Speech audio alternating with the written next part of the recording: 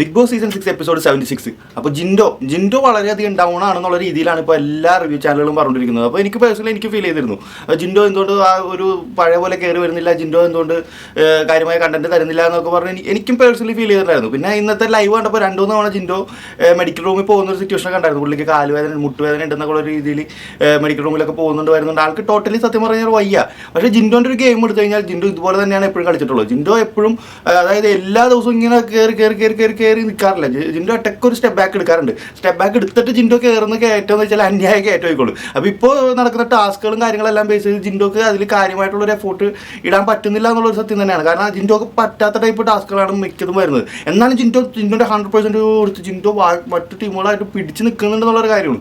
ജിൻഡോ അത്യാവശ്യം ആ ഒരു പ്രായത്തിൽ ആ പുള്ളി കാണിക്കുന്ന എനർജി സത്യം പറഞ്ഞാൽ വേറെ ലെവൽ എനർജിയാണ്. അപ്പോൾ ജിൻഡോ അത്യാവശ്യം കളിക്കുന്നത്. ജിൻഡോ എപ്പോഴും ഇതുപോലെ കോൺസ്റ്റൻ്റ് ആയിട്ട് പോകേണ്ട, എപ്പോഴും ഇടയ്ക്ക് ഒരു സ്റ്റെപ്പ് ബാക്ക് എടുത്തിട്ടാണ് ജിൻഡോ കളിക്കുന്നത്. എനിക്ക് ഡേ 1 മുതലുള്ള പുള്ളിയുടെ ഗെയിം എടുത്ത് നോക്കിയാൽ തന്നെ നമുക്ക് മനസ്സിലാവും ജിൻഡോ എപ്പോഴും ഇതുപോലെ ഒരു സ്റ്റെപ്പ് ബാക്ക് എടുത്തിട്ട് പിന്നെ കുതിക്കുന്ന ഒരു രീതിയാണ്. പക്ഷേ ജിൻഡോ വളരെ കണ്ണിങ് ആയിട്ടുള്ള പ്ലെയറാണ്.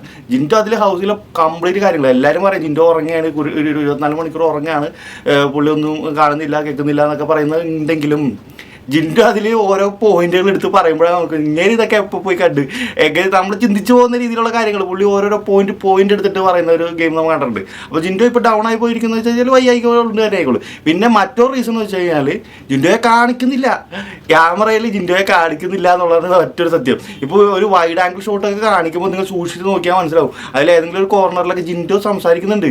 പക്ഷേ ജിൻഡോയെ അത് ഫോക്കസ് ചെയ്ത് പോകുന്നില്ല, ജിൻഡോയെ കാണിക്കുന്നില്ല, ജിൻഡോയുടെ സംസാരം കാണിക്കുന്നില്ല. വളരെയധികം പുള്ളി അവോയ്ഡ് ചെയ്താണ് പോയിക്കൊണ്ടിരിക്കുന്നത്. പിന്നെ ഇവർ ഏറ്റവും കൂടുതൽ കാണിക്കുന്നത് നമുക്ക് അറിയാലോ ആരെയാണ് കാണിക്കുന്നത്, ജാസ്മിനെയാണ് കാണിക്കുന്നത്. ജാസ്മിൻ, നോറ ഇവരെ ബേസ് ചെയ്താണ് കൂടുതൽ ടൈമും ഇപ്പോൾ എപ്പിസോഡിലോട്ട് വരുമ്പോഴായാലും ലൈവിലായാലും കൂടുതൽ ഇവരെ തന്നെയാണ് ഫോക്കസ് ചെയ്ത് പോകുന്നത്. അപ്പോൾ എനിക്കിതിൽ നിന്ന് പറയാനുള്ളതെന്ന് വെച്ചാൽ ജാസ്മിനെ അവർ വല്ലാണ്ട് അങ്ങ് സപ്പോർട്ട് ചെയ്യുന്നുണ്ട്. ബിഗ് ബോസിൻ്റെ ടീം ഒരുപാട് സപ്പോർട്ട് ചെയ്യുന്നുണ്ടെന്നുള്ള കാര്യം എല്ലാ പ്രേക്ഷകർക്കും അറിയാം. അപ്പോൾ ജാസ്മിൻ എന്തിനാണ് ഇങ്ങനെ ഒരു സപ്പോർട്ട് ചെയ്യുന്നത് വെച്ചാൽ ജാസ്മിനോടുള്ള സ്നേഹം കൊണ്ടാണെന്ന് ഞാൻ ഒരിക്കലും പറയില്ല. ജാസ്മിൻ ഒരു ആവറേജ് പ്ലെയറാണ്, ജാസ്മിൻ ഒരു സ്ട്രോങ് പ്ലെയർ ആണെന്നും അങ്ങനെ ഒന്നും പറയാൻ പറ്റില്ല. ജാസ്മിൻ ഒരു സ്ട്രോങ് പ്ലെയറായിട്ട് ബിൽഡ് ചെയ്തെടുത്തതാണ് അവർ ബിഗ് ബോസിൻ്റെ ടീം. പക്ഷേ അവിടെ ജാസ്മിന് വേണ്ടി ചെയ്യുന്നതാണെന്ന് പറഞ്ഞാൽ ഞാൻ ഒരിക്കലും യോജിക്കില്ല. ജാസ്മിന് ഒരു കപ്പ് കൊടുക്കാൻ വേണ്ടി മാത്രമായിട്ട് ഇങ്ങനെ ജാസ്മിനെ സപ്പോർട്ട് ചെയ്യുന്ന പറഞ്ഞു കഴിഞ്ഞാൽ എനിക്ക് അംഗീകരിക്കാൻ പറ്റില്ല. കാരണം അവർ കോൺസെൻട്രേറ്റ് ചെയ്യുന്നത് ബിഗ് ബോസ് എന്ന് പറഞ്ഞൊരു ഷോ അത് ഹിറ്റായാലും അതിൻ്റെ കൂടെ നിൽക്കുന്നത് അതിൽ വർക്ക് ചെയ്യുന്ന ആളുകൾക്കെല്ലാം നേട്ടം ഉണ്ടാവുള്ളൂ. അപ്പോൾ ആ ഷോ എങ്ങനെയും ഹിറ്റാക്കണം എന്നുള്ളൊരു മൈൻഡ് അവർക്ക് എല്ലാവർക്കും ഉണ്ടാവും. അപ്പോൾ അതിനുള്ളൊരു ടൂളായിട്ട് ജാസ്മിനെ യൂസ് ചെയ്യുന്നതെന്ന് എനിക്ക് പറയാൻ പറ്റുള്ളൂ. അപ്പോൾ പുറത്ത് നമുക്ക് കാണുമ്പോൾ ജാസ്മിൻ എന്തൊക്കെ കാര്യങ്ങളാണ് അതിൽ സപ്പോർട്ടായിട്ട് കിട്ടുന്നത്. ജാസ്മിൻ്റെ വാപ്പ വിളിച്ച് പുറത്തെ കാര്യങ്ങൾ പറഞ്ഞു കൊടുക്കുന്നു, ജാസ്മിനെ കൺഫെഷൻ റൂമിൽ വിളിച്ച് ബിഗ് ബോസ് കാര്യങ്ങൾ പറഞ്ഞു കൊടുക്കുന്നു, ജാസ്മിനെ കൂടുതൽ നേരം സ്ക്രീൻ സ്പേസ് കൊടുക്കുന്നു, ജാസ്മിനെ സപ്പോർട്ട് ചെയ്യുന്നു, ജാസ്മിനെ നോമിനേഷൻ ചെയ്യുന്നു ഒഴിവാക്കുന്നു, രക്ഷപ്പെടുത്തുന്നു, ലാലേട്ടൻ വന്ന് സപ്പോർട്ട് ചെയ്യുന്നു. അങ്ങനെ നോക്കുമ്പോൾ ജാസ്മിന് ഒരുപാട് സപ്പോർട്ടുകളുണ്ട്. ജാസ്മിനെ ബിൽഡ് ചെയ്ത് ഒരു സ്ട്രോങ് പ്ലെയറായിട്ട് ബിൽഡ് ചെയ്ത് ഹൗസിലുള്ള ആളുകളെയും കാണുന്ന പ്രേക്ഷകരെ തെറ്റിദ്ധരിപ്പിച്ച ഒരു സ്ട്രോങ് പ്ലെയർ എന്ന രീതിയിൽ കഴിവുണ്ട്. ഒരു ആവറേജ് പ്ലെയർ എന്നുള്ള രീതിയിലുള്ളൊരു കഴിവുണ്ട്. ആ ഒരു പ്ലെയറെ സ്ട്രോങ് പ്ലെയർ എന്ന രീതിയിൽ പ്രേക്ഷകർ മുന്നിലോട്ട് എത്തിച്ച് ബാക്കിയുള്ളവരെല്ലാം ഡൗൺ ആക്കിക്കൊണ്ടിരിക്കുന്ന ഒരു ഷോ ആണ് പോയിക്കൊണ്ടിരിക്കുന്നത്. അതിന് അവർ ഷോയുടെ നേട്ടത്തിന് വേണ്ടിയിട്ട് ജാസ്മിനെ ടൂളാക്കി ജാസ്മിനെ അങ്ങേറ്റം നെഗറ്റീവാക്കി പോർട്രേ ചെയ്തുകൊണ്ടിരിക്കുകയാണ് അവർ.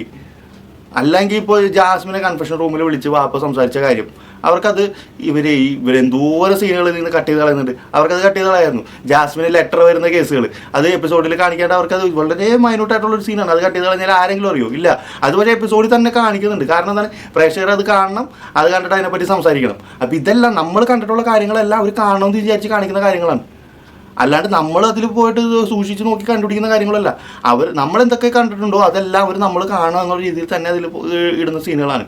അപ്പോൾ ജാസ്മിനെ സപ്പോർട്ട് ചെയ്യുന്നത് എന്തിനാണെന്നും ഈ നെഗറ്റീവ് ആവാൻ കാര്യങ്ങളുള്ള കണ്ടന്റുകൾ നമ്മളെ കാണിക്കുന്നത് എന്തിനാണെന്ന് ചിന്തിച്ച് നോക്കിയാൽ മനസ്സിലാവും.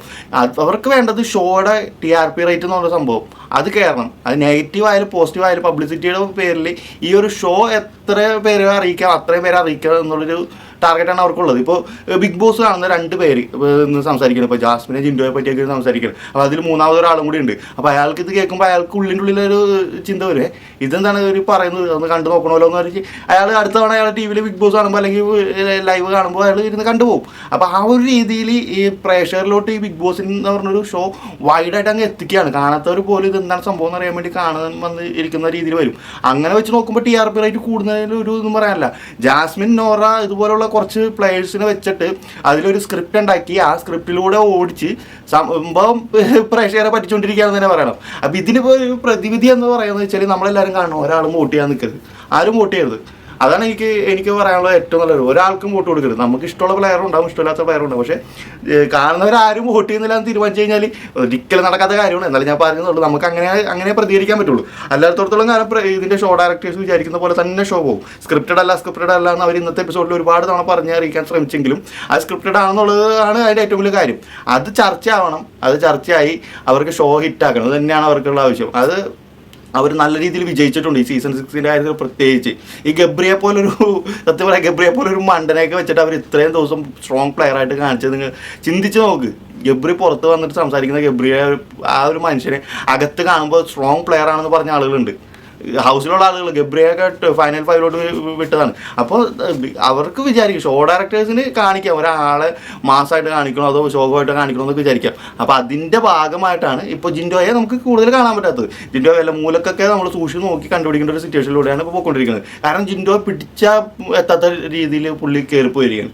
പുള്ളിയുടെ കണ്ടന്റ് ആയാലും പുള്ളിയുടെ വോട്ട് ആയാലും എല്ലാം എന്ത് വെച്ച് നോക്കിയാലും പുള്ളി അവരെ എഴുതി തള്ളിയ ഒരു കേസാണ്. പുള്ളി ഒരു മണ്ടനാണ്, അത് പുള്ളി ആ ഒരു വഴിക്ക് പൊക്കോളൂ എന്ന് പറഞ്ഞാൽ എഴുതി തള്ളിയ ബിഗ് ബോസിൻ്റെ പുറകിലുള്ള കംപ്ലീറ്റ് ആളുകളെ ഞെട്ടിച്ചുകൊണ്ട് കയറി വന്ന ഒരാളാണ് ജിൻഡോ.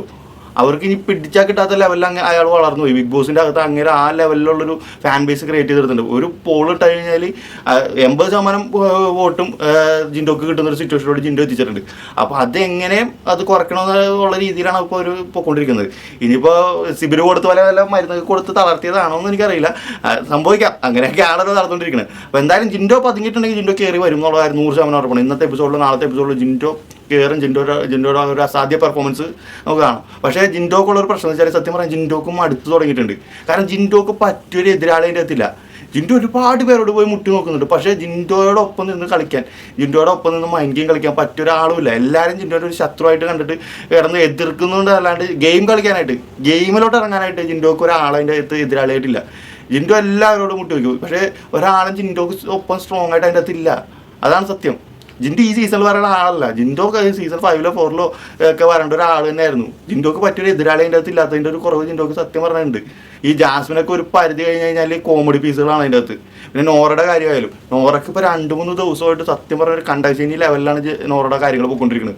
നോറ എപ്പോഴത്തെ പരിപാടി അവതരിച്ചാലും പണി പാടുന്നതാണ്.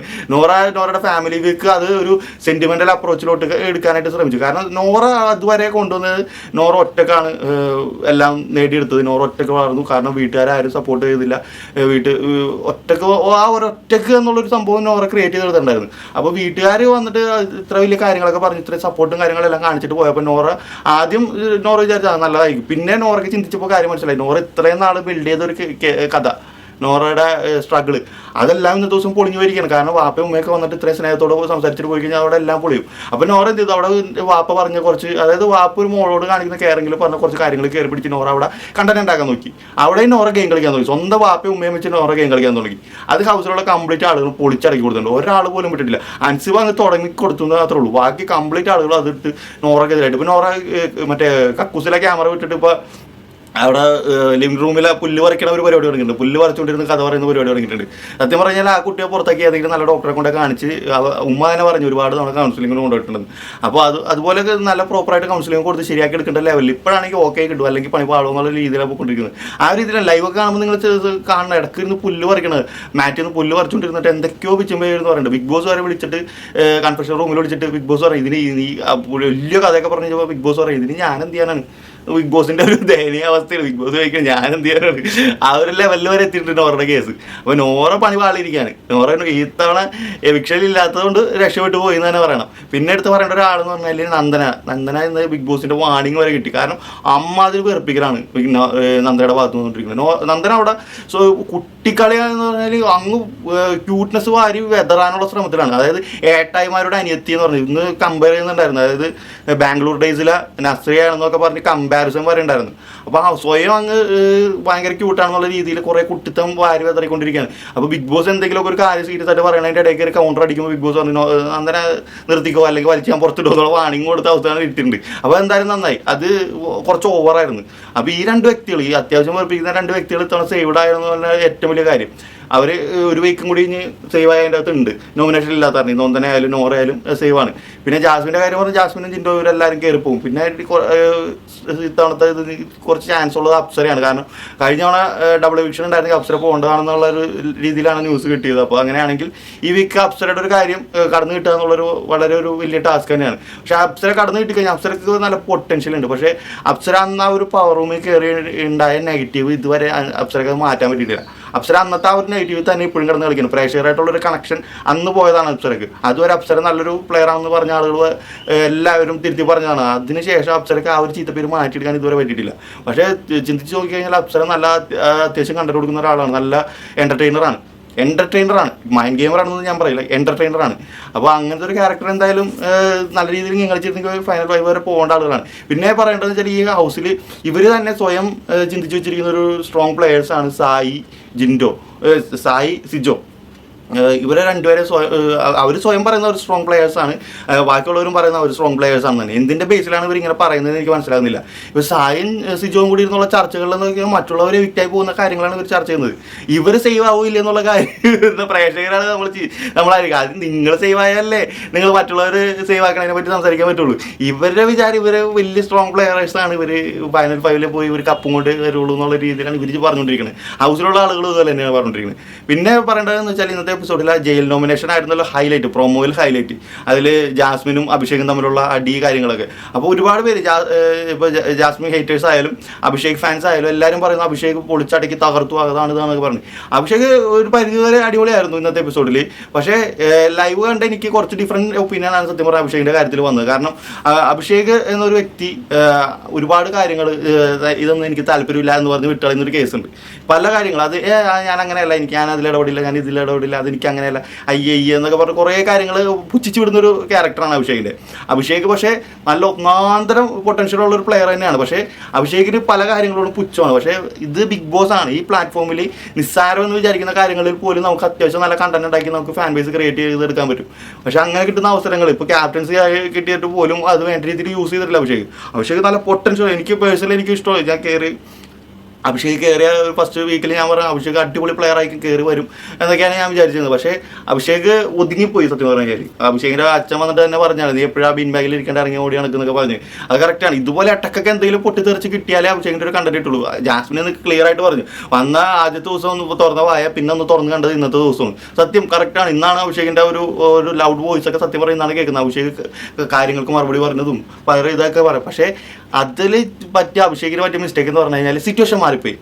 നോർമലായിട്ടുള്ളൊരു ആർഗ്യുമെൻറ്റും കാര്യങ്ങളിലൊക്കെയാണ് അഭിഷേക് ഈ ഫയർ കാണിച്ചിരുന്നെങ്കിൽ അത്യാവശ്യം നല്ല അതായത് യൂസ് ഉണ്ടായിരുന്നു, എന്തെങ്കിലും ഒരു ഉപകാരം ഉണ്ടായിരുന്നു. പക്ഷേ ഇന്നത്തെ സിറ്റുവേഷൻ വേറെയാണ്. അവിടെ ജയിൽ നോമിനേഷനിൽ നിന്ന് രക്ഷപ്പെടാനായിട്ട് ഹൗസിലുള്ള ആളുകളെ കൺവിൻസ് ചെയ്യാനുള്ള ഒരു സാഹചര്യമാണ് അവിടെ വന്നത്. അവിടെ അഭിഷേക് നേരെ മണ്ടത്തിന് വായിക്ക് ഉള്ളവരെ കൂടി, അതായത് അഭിഷേകിനെ സപ്പോർട്ട് ചെയ്തവരെ വരെ വെറുപ്പിച്ച് കൊടുക്കുന്ന രീതിയിലാണ് അഭിഷേക് സംസാരിച്ചത്.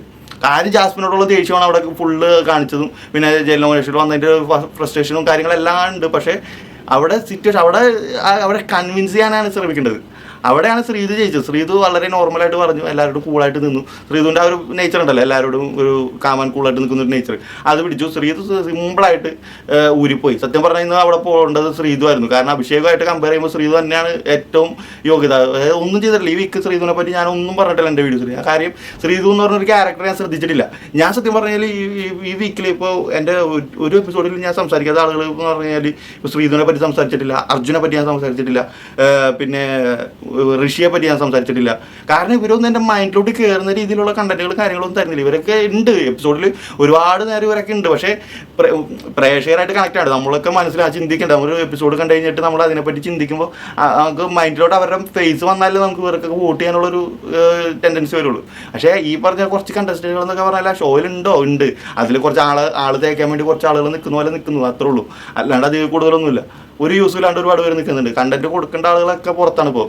അപ്പോൾ ആ ഒരു രീതിയിൽ നോക്കുമ്പോൾ ബിഗ് ബോസ് ഇപ്പോൾ തകർന്ന് തരിപ്പണമായിട്ടുണ്ട്. ഇപ്പോൾ ഇത്രയും 75 എപ്പിസോഡായിട്ടും വീടിൻ്റെ അകത്ത് നിറച്ച ആളുകൾ നിൽക്കുന്നിടത്ത് തന്നെ അത് പരാജയമാണെന്ന് തന്നെ പറയണം. പക്ഷേ അവരുടെ എഴുതിയ സ്ക്രിപ്റ്റ്, ആ ഒരു സ്ക്രിപ്റ്റ് അവർ എഴുതിയതിലും മികച്ച രീതിയിൽ അവർ സംഭവം കൊണ്ടുപോയിക്കൊണ്ടിരിക്കണമെന്നാണ് പറയണത്. അത് ശരിയാണ്, കറക്റ്റാണത്. അത് അല്ലാണ്ട് ജാസ്മിനെ സപ്പോർട്ട് ചെയ്യാനോ നോറയെ സപ്പോർട്ട് ചെയ്യാനോ അവരുടെ ടീമിനെ സപ്പോർട്ട് ചെയ്യാനോ അങ്ങനെ ഒന്നല്ല. ഷോ ഹിറ്റാകാൻ വേണ്ടി ജാസ്മിൻ, നോറ ഇങ്ങനത്തെ കുറച്ച് ക്യാരക്ടേഴ്സിനെ അവർ യൂസ് ചെയ്തു, ടൂളായിട്ട് യൂസ് ചെയ്തു എന്ന് തന്നെ പറയണം. അതിൽ പോയി തല വെച്ച് കൊടുത്തത് ജാസ്മിൻ്റെ ഫാമിലി. അതാണ് ഏറ്റവും വലിയ മിസ്റ്റേക്ക്. ബാക്കി ഏത് സീസൺ എടുത്ത് നോക്കി കഴിഞ്ഞാലും ഇതുപോലെ ഹൗസിൽ വന്ന് അതായത് അത്ര നെഗറ്റീവായിട്ട് പുറത്ത് പോയി ഒരു തരത്തിലും ജീവിക്കാൻ പറ്റാത്ത രീതിയിലായി പോയ കണ്ടസ്റ്റന്റുകൾ വരെ ഉണ്ട്. പക്ഷേ അപ്പോഴും അതെല്ലാം അവരെ മാത്രമേ ബാധിച്ചിട്ടുള്ളൂ. ഇവിടെ എന്ന് പറഞ്ഞാൽ ജാസ്മിൻ്റെ കുടുംബം അടക്കം നാറിപ്പോയി ഈ ഒരു വിഷയത്തിൽ. കാരണം അവർ ആവശ്യമില്ലാത്ത കാര്യത്തിലൊക്കെ കയറി ഇടപെട്ട് അവർ പുറത്ത് കുറേ ഗെയിം കളിച്ച് ആകെ മൊത്തം ഒരു അവിയിൽ പരിവായിട്ട്. സത്യം പറഞ്ഞു കഴിഞ്ഞാൽ ജാസ്മിൻ പുറത്തിറങ്ങി കഴിഞ്ഞ് കഴിഞ്ഞാൽ ജാസ്മിൻ്റെ കിളി മാറും പുറത്തെ കാര്യങ്ങൾ കണ്ടു കഴിയുമ്പോൾ. പക്ഷേ ജാസ്മിൻ്റെ ഒരു ക്യാരക്ടർ വെച്ചിട്ട് ജാസ്മിൻ ഇതൊക്കെ ഒരു നെവർ മൈൻഡ് പുച്ഛമായിരിക്കുള്ളൂ. പിന്നെ ജാസ്മിനെ ജിൻഡോയും കമ്പയർ ചെയ്യുന്ന ആളുകൾ, ജിൻഡോയെ ഞാൻ എന്തുകൊണ്ട് സപ്പോർട്ട് ചെയ്യുന്നു, എന്നെ ജിൻഡോയുടെ PR ആക്കാറൊക്കെ ഉണ്ട് എല്ലാവരും കൂടി. അപ്പോൾ എനിക്ക് പറയാനുള്ളത്, ജാസ്മിൻ്റെ നാട്ടിൽ പോയിട്ട് ജാസ്മിനെ പറ്റി ഷോയിൽ ജാസ്മിനെ പറ്റിയുള്ള അഭിപ്രായം ചോദിക്കുന്ന വീഡിയോസ് യൂട്യൂബിൽ കിടപ്പുണ്ട്, എടുത്ത് നോക്കുക. അതേസമയം ജിൻഡോയുടെ നാട്ടിൽ പോയിട്ട് ജിൻഡോയുടെ നാട്ടുകാരോട് ജിൻഡോയെ പറ്റി ചോദിക്കുന്ന വീഡിയോസും യൂട്യൂബിൽ കിടപ്പുണ്ട്. ഈ 2 വീഡിയോസും കണ്ടിട്ട് നിങ്ങൾ കമ്പയർ ചെയ്തിട്ട് നിങ്ങൾ തീരുമാനിക്കുക ഞാൻ എന്തുകൊണ്ടാണ് എനിക്ക് ജിൻഡോയാണ് എനിക്കിഷ്ടം, ജാസ്മിനും ജിൻഡോ കമ്പയർ ചെയ്യുമ്പോൾ എനിക്ക് ജിൻഡോ എന്തുകൊണ്ട് ഇഷ്ടമായിരുന്നു എന്ന് പറയുന്ന കാര്യം നിങ്ങൾ ചിന്തിക്കുക. നാട്ടുകാർ പറയുന്നത്, അവർ രണ്ടുപേരെ നാട്ടുകാർ അവരെ പറ്റി പറയുന്നത് കേട്ടിട്ട് നിങ്ങൾ അഭിപ്രായം പറയും. അപ്പോൾ എന്തായാലും കൂടുതൽ വിവരങ്ങൾ നാളത്തെ എപ്പിസോഡ് കണ്ടിട്ട് സംസാരിക്കാതെ